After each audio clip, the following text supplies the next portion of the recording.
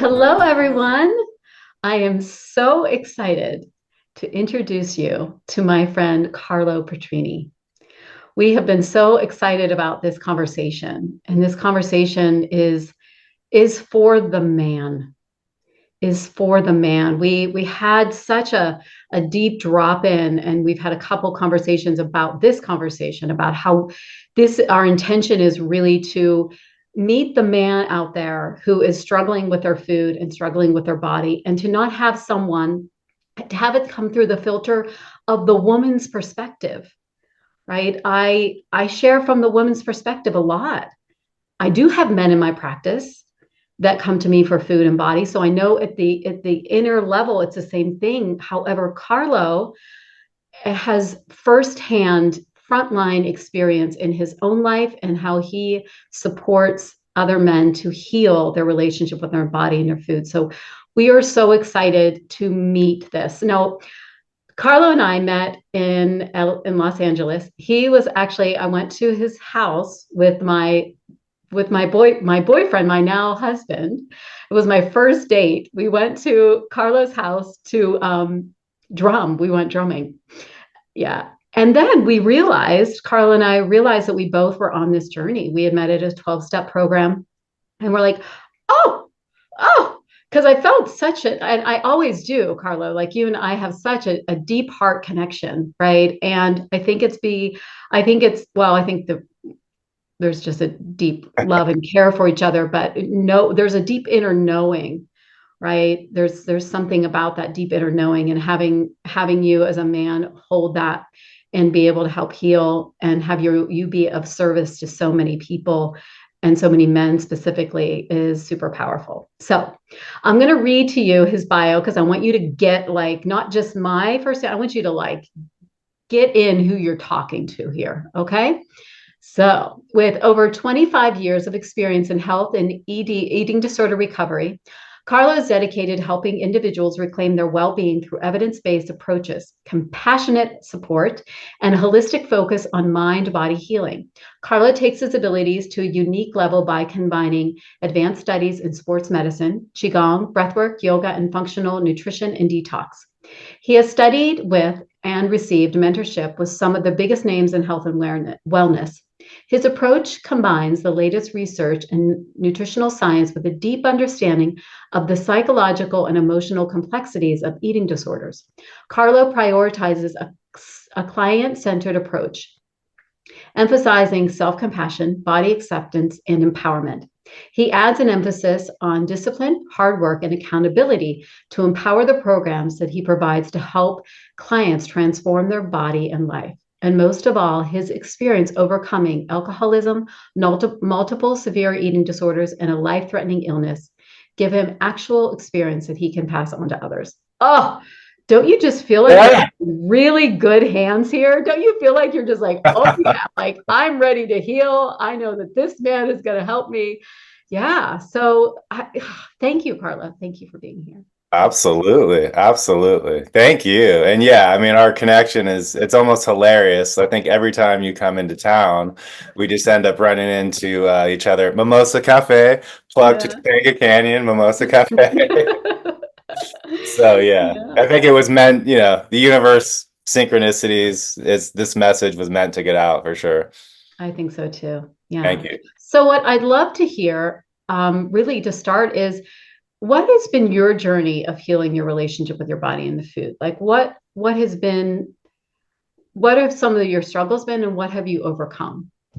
Okay. Okay. Great question. So, it's been a long journey. I think it was my first, I've experienced and had to deal with multiple addictions, process addictions, chemical addictions, whatnot. So interestingly, basically, yeah. So what happened is I started noticing at a very young age that like my favorite thing was food. Like it was my favorite thing, like above. And it kind of started to stick out at like birthday parties.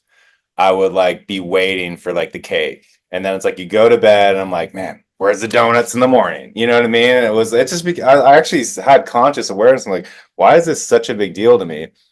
long story short, it started to get out of control. I mean, it probably was out of control at a pretty young age, overeating. And then in college, it was like it got really serious where I'm like, this is like weird. You know what I mean? I was like, I would eat so much that I would like my body would hurt. And sometimes I'd be keeled over like in fetal position. So I'm like, okay, this is out, next level. So just to wrap up the first entry to this question is like yeah, it was just a lot of searching, and which eventually led me to 12 steps. But there's a whole bunch of exercise, reading, cleansing, spiritual practices, just like it basically seeking was the start, just seeking, like there's something feels extreme and detrimental to my health, and seeking to get help. Yeah. Yeah. Was there a moment in time that you remember that was like, was it that moment of being in fetal position that was like, oh no, this is not okay? No, that was kind of like the icing on the cake. Oddly enough, I was catering at that time, and I would just be scarfing in between each like run. It was bad. But I think college was the real situation where I remember I had some buddies where it'd be like Friday night. We're like, yeah, let's go get some, like, I think we were vegan. We're like, let's go get some tofuti, like ice cream sandwiches. And every Friday, it was like that was the first thing before we'd go out to party. And then like I just remember one day we're like they were all like, you know what? Like we don't really want to do that anymore, you know what I mean? I was like, what? Like this is the best, you know what I mean? And just seeing like, yeah, that it was like, yeah, and just seeing how in the midst of all the social activities and partying that I was doing, stuffing my face and eating so much was really inhibiting just my joy and fun, and it was, yeah, it was out of control. So yeah. Yeah. Yeah. And what do you think, like when you look back on it and from your recovery, what do you think was the hardest or most challenging piece of it to actually heal? Was it the food part? Was it the spiritual part? Like, what was that inner experience? Like, for me, it was control, right? And trusting God that God had my body and my food. And I'm wondering, did you have something that was like, okay, when this heals, I know that I'm safe? Or like, what do you feel like got you kind of over that edge of like, okay, I'm good? Great question. Well, honestly, it kind of a traditional 12-step story in a sense that it just got so bad. Like that was kind of the breakthrough, is like Mhm. I have to literally do everything I can to let this go, which, Mhm. on the other end of that is surrender, no matter what type of higher power you believe in, was just like, I'm beaten, man. I mean, this was serious. This was like no joke, you know what I mean? It wasn't yeah, it was literally just, it had to get so bad that I had nowhere to go. I was doing advanced studies, I got advanced at exercise, yoga. I was doing high level cleansing, and it just wasn't working. So it was like kind of the greatest blessing I ever had, because it just kind of showed me that I need spiritual help. And it's probably the best thing that ever happened to me, because then now my personality, me who I am, combined with like spiritual energy, is way better than what I ever would have been if I had just been me, full blown, just able to just go ahead without having any roadblocks. So yeah, just honestly, just getting bad was the breakthrough, and knowing that I had to completely let go, you know what I mean? Yeah. I mean, I feel like that spiritual component is such a big piece of this. Right. And for those people out there that don't even know what that would mean, right? Like, I mean, I think that when it gets so bad, it's is that come to Jesus moment, like, oh my gosh, help me, right? Right. But I also feel like even in those smaller moments, when we call in higher power, God, whatever we want to call it, there can be that space of I'm being held, and that the pain that I'm in around my food and my body, that's that there's a level of compassion there, right? So I'm wondering if you could think about the man out there who is struggling right now and is like, how do I even how do I even do that? Like, how do I even like connect to spirit, or how do I even bring spirit into my food? Right. Yeah, and I also kind of want to clarify that it doesn't have to be get so bad to get No, help. it And doesn't. so Thank you. I'm pretty extreme, so yeah, Right. I don't want to make it seem like that's the only, way to get over it. Yeah, in the end, yeah, there's so many levels to this. And oftentimes, honestly, a lot of what made it hard is I had undiagnosed digestive conditions that were affecting me as well, and trauma. So it's multi-layered. But remind me what your question was again. And well, I just let's just speak on that for a moment, Right. because I think what you said is really important. There's so many people out there that are in diet culture that Right. are just living their life in that place of negative body image and diet after diet after diet, that they may not have that extreme that you had or the Yeah, extreme yeah, that I yeah. had, and they think that they don't need help, right? Right, right. Yes. That's And it, such, and it's like, no, you actually, yeah, there's so much more life to live. right. And so would you speak on that? What do you see with your clients? Yeah,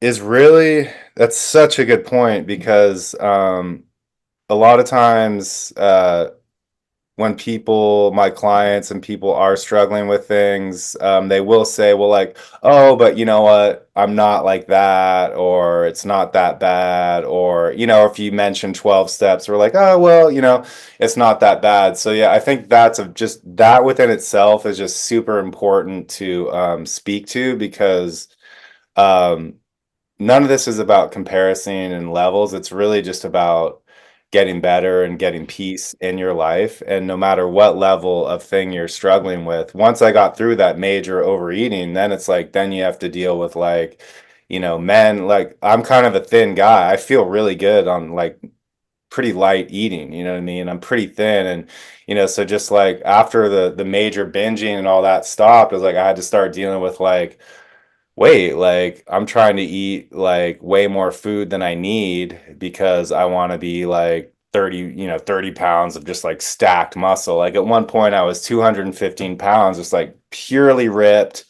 and just like I mean, looking back, I was like, wow, I mean, that was impressive, but I remember feeling heavy the whole time because I was eating so much food. I almost felt sick like the whole time, you know what I mean? And yeah, and I had all this pressure to literally be someone that I'm not. Like, oh, if I'm stacked and jacked and like big, you know what I mean? It's kind of like a defense mechanism. So that's just a little bit of an example. But back to your point of, I just think, when something is like you talk about from the feminine perspective, and thank you for coming from that perspective because it's easy to get technical and everything, but yeah, just getting to a point of loving yourself where you're at, you know what I mean, and finding that genuine love for who you are, where you're at, and just recognizing the way it shows up in food with, obsession about being thin or, when you're going through a stressful time, under eating, or when you're going through a stressful time, overeating.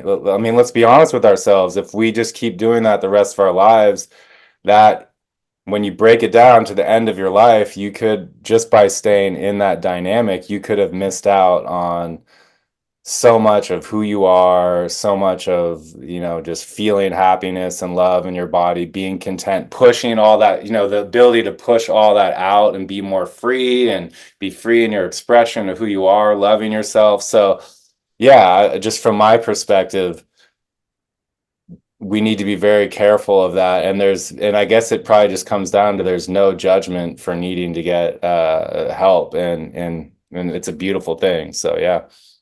Yeah, it's really an act of self-love, right? Like, I know that my life could be better. I know that I'm missing Yeah. out on even those moments with family, like those moments of connection because, oh my gosh, I just overate and now I'm uncomfortable, Yeah. and I'm grouchy. That in itself is, and what you said, I think it was beautifully said.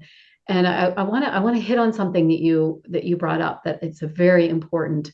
So from a woman's perspective, it's usually that idea of getting smaller and smaller, right? Right. And so I'm wondering, what are the unique challenges that men face around their body and around food that may be unique to men that maybe not be for women? Wow, wow, that is such a good question. Yeah, it's so profound. Well, I mean, if you look at the way bodybuilding has progressed and, since kind of like Arnold Schwarzenegger, this is just kind of, taking it to the extreme of kind of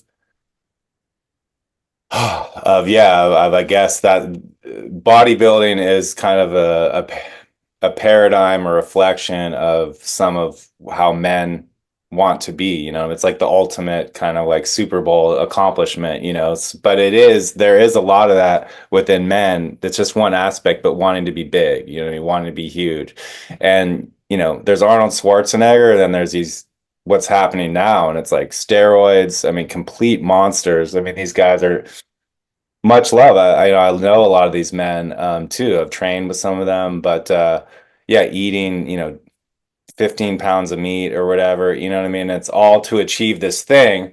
And the sad part is a lot of the our heroes from that are, disabled now, dead, kidney failure, you know what I mean? Like it's very common. So that's just like literally the steroids version of men, obviously maybe men don't feel comfortable being vulnerable, being who they are. You have to be tough, you know what I mean? You have to be strong, Oh, So maybe this is that, kind of like uh, a little bit of a expression of that, being scared just to be who you are, be vulnerable. If you're tough, no one's going to mess with you. So let's be honest, with men, there's still a lot of masculine toxicity that we're dealing with. Not the best. We haven't had always the best balanced teaching of masculinity. It tends to be success, strength. You know what I mean? Like, and whatever it takes. So there's wanting to be big, and then obviously, probably very similar to women, there's like when you already have the overeating and you're losing yourself to that and gaining way more weight than you had for long periods of time. Obviously, that is everyone knows that. I think that's common between men and women, but wanting to lose the weight, and then that's going to be looking at a skinnier person and feeling bad, or you know what I mean, and having resentment towards yourself, and taking your almost the suffering of already having this issue even implode on itself by beating yourself up and feeling more shame and more guilt. So, ugh. It's and a then, never ending, yeah, it's a never ending pattern, right? But you said something I want to ask you about, because I think so there are a lot more women who lean into this work, right? And yes, I believe that a lot of women's bodies have been, what's the word I'm looking for? Objectified yeah, forever, yeah, right? Okay. yeah, But what I heard you say is that that idea of being tough and being vulnerable could also be one of the reasons why men don't get support around this, because to admit that they can't control, yeah, that that's yeah, yeah, yeah, that's yeah, next level. yeah. Oh, and wait, that's a good point, because part of our role, well, I won't say we're becoming more balanced and equal, you know what I mean, and defining balance with all this, but control as a man is sometimes that's expected upon us, I mean, maybe even from a wife or children, you know Yeah. what I mean? So to be like out of control, I mean, that might be a version that we need to have more conversation about for men, is because like I'm not a man if I'm out of control of this, you know what I mean? Identity, masculine identity. So yeah, it's a huge thing. Yeah. Yeah, I really think it is. I know there was a talk on Brene Brown did. I was listening to one of her talks, and she was talking about the man, and the man having to be strong, and the women Right. expecting that, and how Right. hard that is for a man. And so there's a lot of this talk about male toxicity and all that, but there's also something about the woman acknowledging that aspect that we expect of man, right? And so Right. just kind of bringing that into this conversation. So I know, so what I see is you being a very strong, empowered man in your body, right? And fitness is such a big part of the work that you Yeah. do. Yeah. I'm sure that you are a really safe place for men to come to because you do a lot of fitness work. So they come, they think they're doing fitness work, but you're probably like, how do you incorporate that in? So they may be coming to be buff, but is there like resources and tools that you use to kind of interweave your message to them, or what does that look like?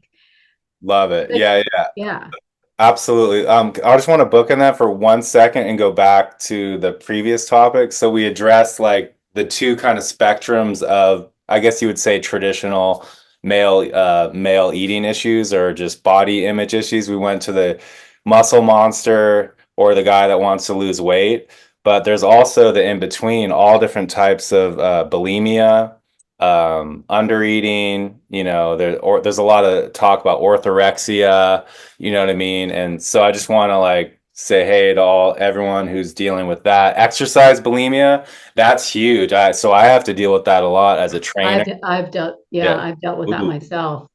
that one's tough. Yeah, that's That is not not fun. fun.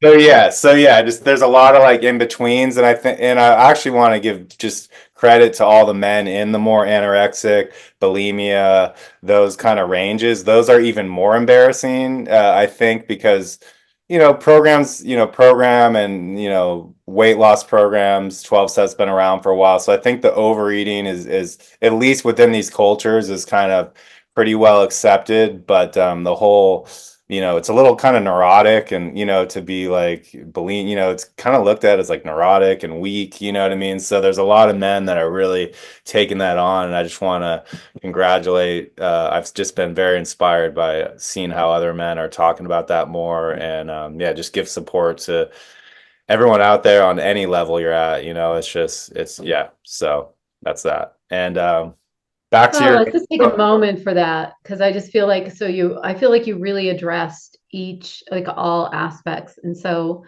our intention before coming on, Carla and I, was like to let men feel seen. So I'm hoping that by what we just said, that whatever you are feeling and whatever you're experiencing with your body and food, that you're being seen in this moment.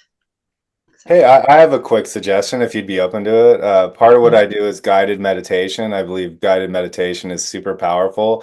What do you say we just take like a couple breaths to just send compassion to everyone exactly where they're at right now? Does that sound good? let's do it. Okay, cool. Yeah, let's just so go ahead and just put your hands on your heart. And when you breathe in, just feel your chest expand to actually touch your hands. And on the exhale, just feel love and compassion from your hands into your own heart, your heart center here, as well as your physical heart. Put a smile on your face, even if it's a little bit challenging, and send that loving energy, that light that comes from your smile. And on the exhale, send all that smiling energy into your heart and chest, men and women, and just whatever sort of food, body image things you're dealing with. Let's just send collective love to ourselves. It's challenging being human. Golden light coming in from the earth and the heavens, way up in the sky, and just filling our heart with golden light and compassion for all that we've been through. And we're still kicking strong. We're still doing it, still trying to get better. And it's just really all part of being human. So, all right. Oh, beautiful. Thank you. That's lovely. Yeah. Ah, okay. So let's go back to that question about how you incorporate this message to men who come to you for fitness. Right, right, right. Yeah. Okay. So, honestly, I haven't even had the most amount of time to advertise my eating disorder type stuff. So, people just tend to find me through word of mouth and Right. clients. So, yeah, literally, people typically find me to come lose weight. How do I incorporate just the recovery and like the kind of interventions and the help? Yeah, honestly, it's a lot of listening in the beginning, you know what I mean? And it's a lot of like the things that we've been talking about, which are, just it helps being like in this field for a long time and having expertise in helping people. So I think people trust me. So I say, hey, Right. look, this is just like there's very strong, competent people, that you probably look up to that are dealing with this. And it's like it's just part of being human, So to be like a sounding board that doesn't be like, hey, come on, man, just go do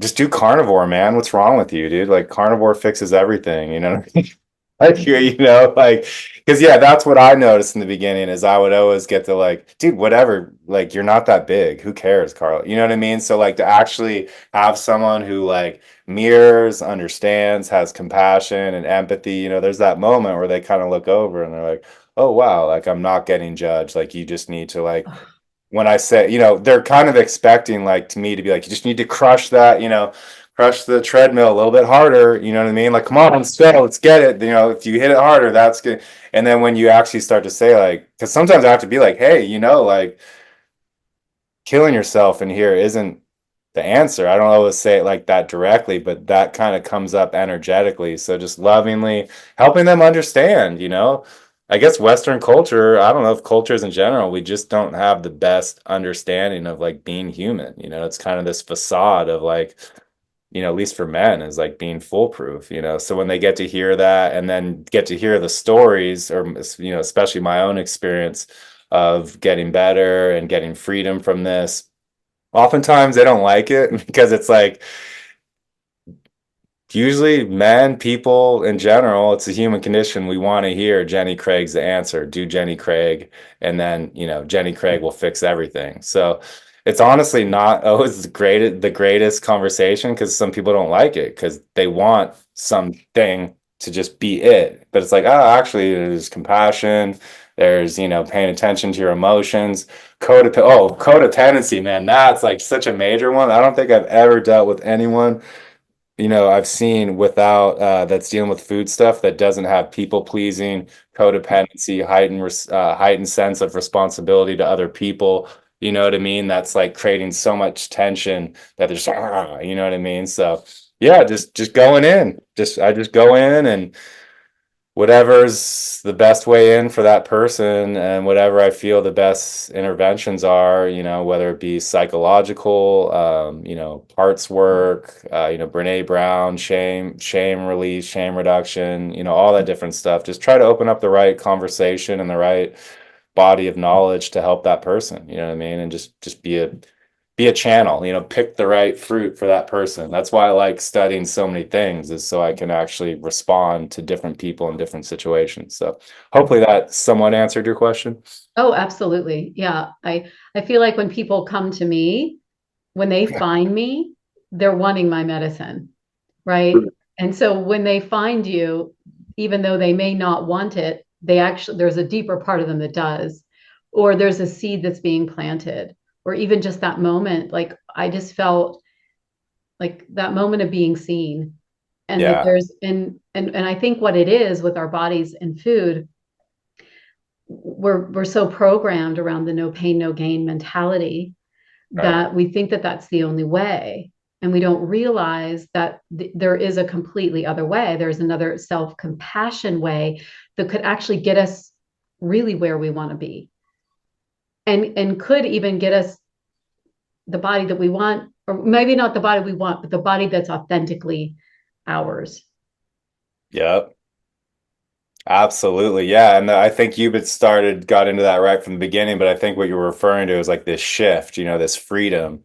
And when that freedom kicks in, whether it's from a spiritual surrender of just like, this is too much for me, on my own willpower, just letting go, or just like becoming compassionate, understanding, what part of myself is like needs attention here. You know what I mean? Like talking to that part that's just like, you know, whatever. I used to like oftentimes go to parties and like feel bad after parties because like I felt Oh like yeah. I didn't make the right moves on a girl or whatever, and I'd be like, ah, you know what I mean? So like starting to parent that part. I really love parts work as a very dealing with the different parts. And then you start to see it's kind of like, and then when those parts that are just like getting nurtured through acting out, through the medication of food or not eating or the physiological process, when you start to like hold space for those parts, yeah, that's like so cool, you know what I mean? And like then you're like, maybe I don't, or what do you want? You can start to ask, what do you want? And you start to bring in the integrated, more your adult awareness, you know what I mean? And I like to connect with like spiritual energy, my integrated adult self, and bring that awareness and energy to whatever sort of emotion or, is part of me and what it's trying to achieve, and just talk to it. And, yeah, I'm sure you have all kinds of Oh yeah, just that like I that. think is one of my biggest tools. I think it is the one of the most beautiful techniques to actually heal. And a lot of people are like, I've already talked about this story in therapy. I'm like, no, it's different. It's about actually meeting it in the moment, Yes. Yeah. in the moment experience. So if anyone's out there who's wondering what that is and are curious, please reach out to Carlo or me, because that is foundationally so it like shifts the wound. It like changes everything. And it's not something you do once and it's gone. No. It's a practice, Yeah. it's just such a beautiful practice. Yeah. So I want to shift gears here Yeah. and I want to talk about sex. Okay. I want to talk about from a male's perspective. So I think that I think it's probably the same on both sides, that fear of intimacy and sexuality and being seen and the body being seen, and it can show up as over sexualization, or it can show up as like not shutting down, or even Oh yeah. sexual violation, I think Yeah. is another reason. So how do you see it show up for men? Is there any myths around that you want to bust, or is there anything that just as I'm talking about it that just comes up Let's in say, that are we actually conversation? going more in just to the connection of food and sexuality, or just sexuality in I general? would say sexuality and food sexuality and body image for the Okay. male. Yeah, well, I mean, let's be honest.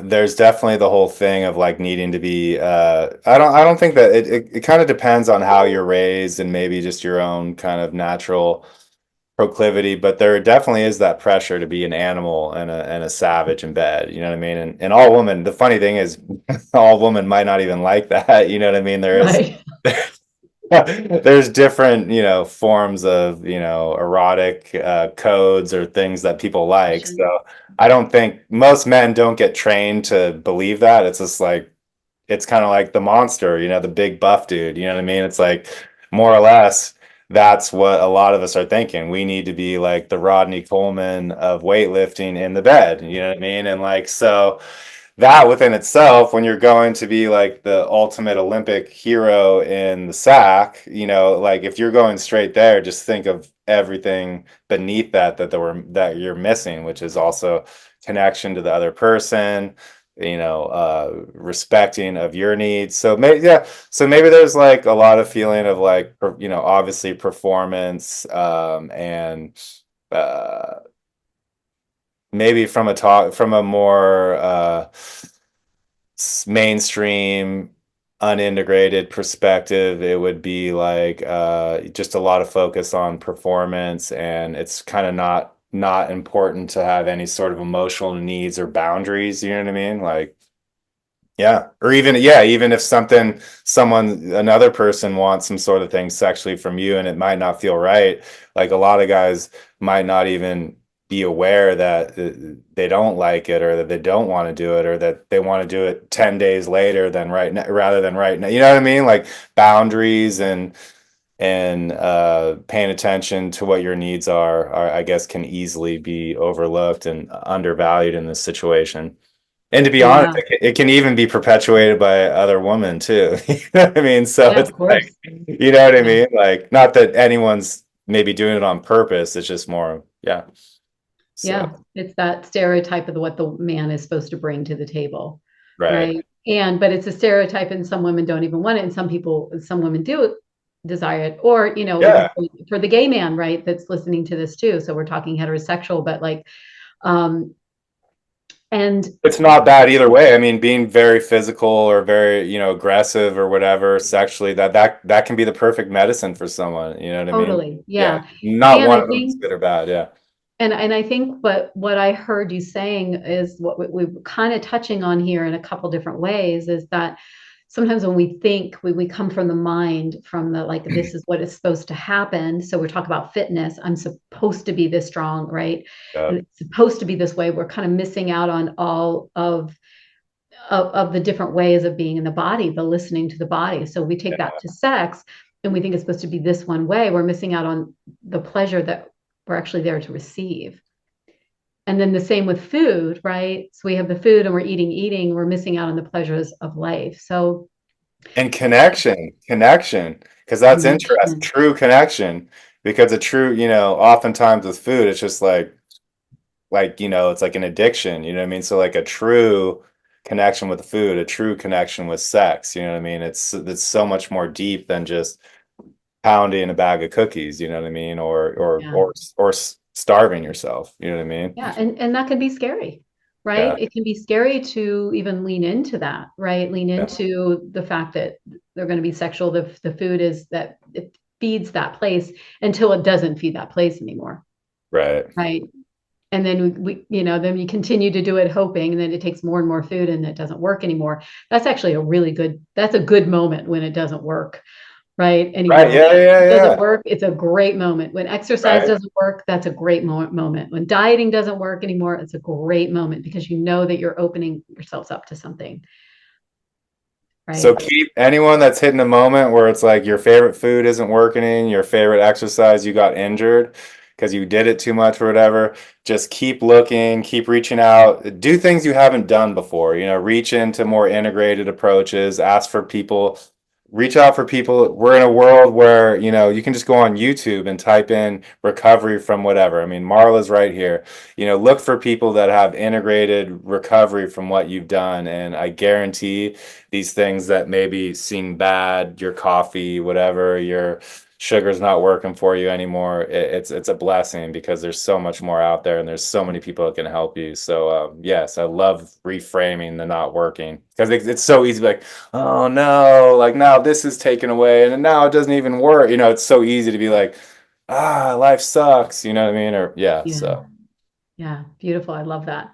So I want to share one more thing. I want us to talk about this to leave with everyone. So we are recording this, probably won't be out for a little while, but we're recording this on the eve of Thanksgiving for Americans here and the eve of the big day, right? And so I asked Carlo where he's going, what he's doing, and he's telling me he's going to like 3 or 4 food, like he's going to 3 or 4 events. I'm like, wow, talk about recovery that you're able to go to all these, right? And so I just kind of want to leave people on like the hope, right? So here's Carlo and I, and we've been in the depths of despair around food and around our body. And now this is actually quite a success in freedom with food story.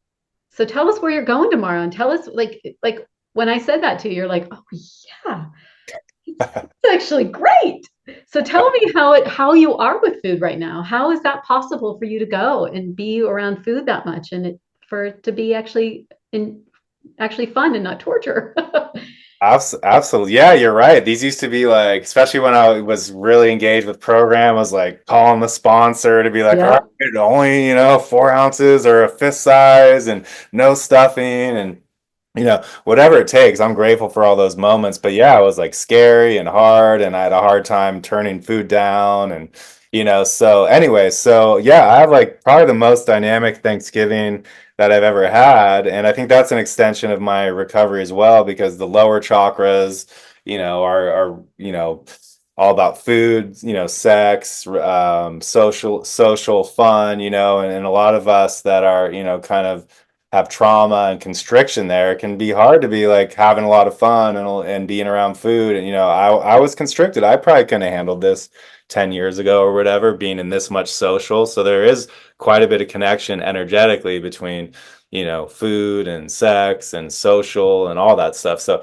anyway, but yeah, so I'm going to Inn of the Seventh Ray. It's a famous, beautiful restaurant in Topanga. It's like hugs the creek, and there'll be heaters out, but they're doing like a special Thanksgiving meal, and it's just one of my favorite restaurants just because it's beautiful, and I love Topanga Canyon, and I love all the people up here. So a couple, five of us are going there. That'll be like my start. And yeah, I'm probably not going to go crazy eating too much. I'll make sure, I don't eat a lot of like wheat and sugar and stuff. So I already talked to the restaurant. They're like, yeah, we totally got options for you. And yeah, so I'll do my thing there. And then after that, I'm going to, with one of my friends, we're going to another family. It's just a family meal, and I Right. want I wanted to show up for them. So yeah, I'll probably be there and snack a little bit too. They know that I like dark meat, so they're like joking. They're like, yeah, I'm gonna like, go hard on the dark meat. And but yeah, and then after that, we're just going to more of like a social at another one of my friends who will actually be done. Um, they'll be done eating by that point, but they're on a horse ranch, and there'll be drinks and stuff. I don't drink anymore, but being around that kind of more like after eating, drinking dessert. I'm gonna bring a dessert that I can't even eat to like offer to them. I still have digestive stuff, so I don't like eating a ton of dairy and gluten. Nothing wrong with it, but it just doesn't make me feel good. But I'll be bringing that, and yeah. So in the past, who knows? I might have eaten the dessert before it even got there, and then had to buy another one. And, I probably would have been like, had zero energy after the first event because I would have eaten so much. And then I'm just like a zombie going through the motions and not having as much socially. So yeah, I'm probably not going to eat so much that I get sick. And there's really high possibility that I'm just going to have good energy the whole day. You know what I mean? That's fabulous, Carlo. I love that. And I love that, so a lot of people, when I talk about having freedom with food, is like it's almost at that feeling of like just go and just go for it, right? Right, right, Or it's right, that idea of restriction. And what I right, hear, and this is myself included, is like I know my boundaries. I know the amount of food that I can have where I can still be present. right. Right. And That's sometimes there important. is that place of like, I'm just going to indulge here and I'm just going to Yeah, go for it. There's presence around that. Right. And then right. there are certain foods that I'm not able to eat. And I'm so glad because I don't want to eat things that don't make me Or feel that hurt your body, good, or hurt our that body. your body doesn't respond well to. Right. And That's so I just think a that's a natural big thing. piece of this, right? Is the listening. Yeah. So as we close, is there anything that you would want to leave men with? Is there like a last message that you would want to share? Yeah, I just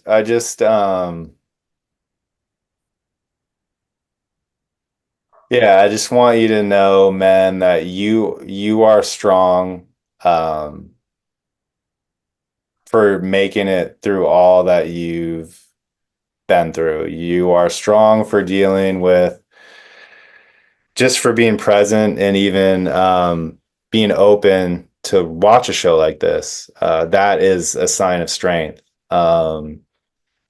Just being human and surviving all the things that we've been through and the intensity of the world like that, it takes strength. And I know that a lot of you are actually in the midst of a lot of hard things that you're dealing with, are really nice, kind people, and you don't project a lot of that pain onto others. And even if you do project that pain onto others, that means you need even more help and support, and you deserve help and support.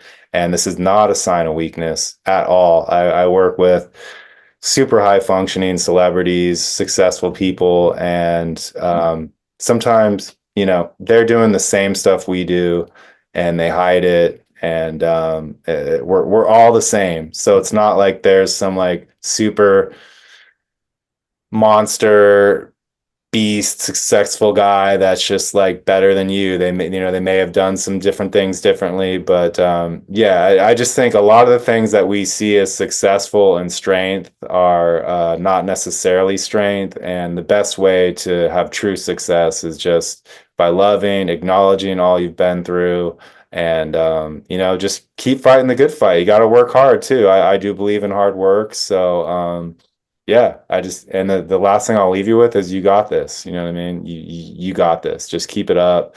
And men are beautiful. It's just good to